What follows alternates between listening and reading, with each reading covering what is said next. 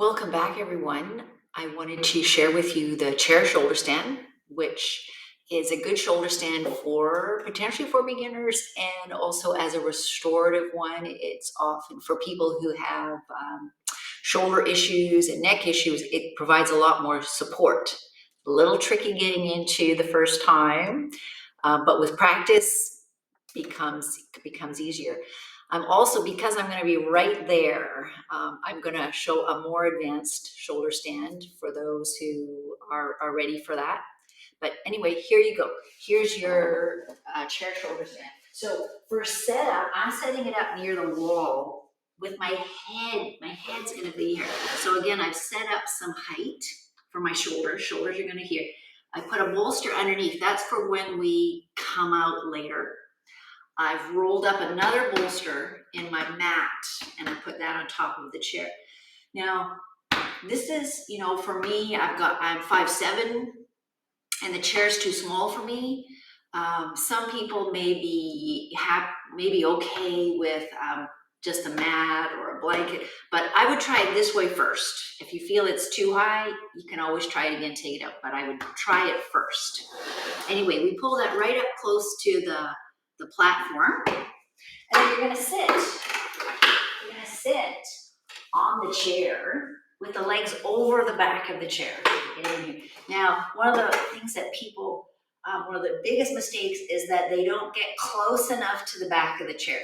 You should be able to get your buttocks way back here, so you don't need your arms. There's a little bit of abdominal here, but I can balance here. And then I'm even scooting in a little bit more so my back is on the chair.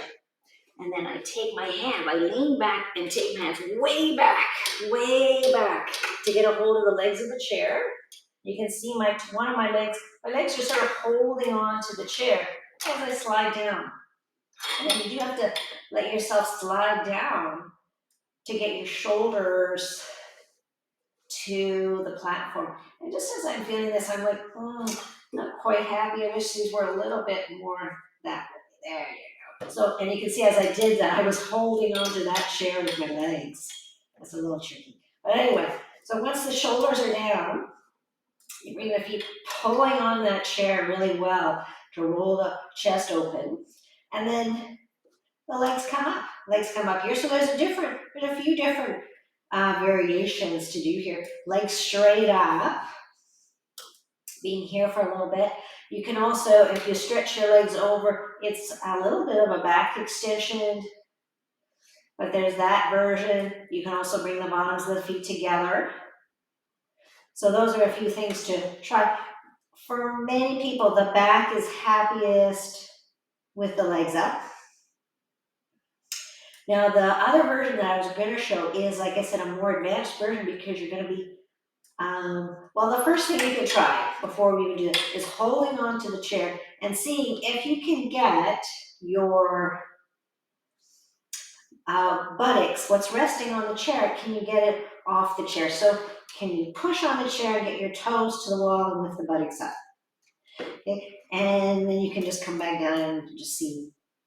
So if you can't do that, then the next version, you're not ready for it, okay? But if you could, let's see, we'll try again. I'm gonna lift up, and I'm gonna push that chair away a little bit so I can take my hands out.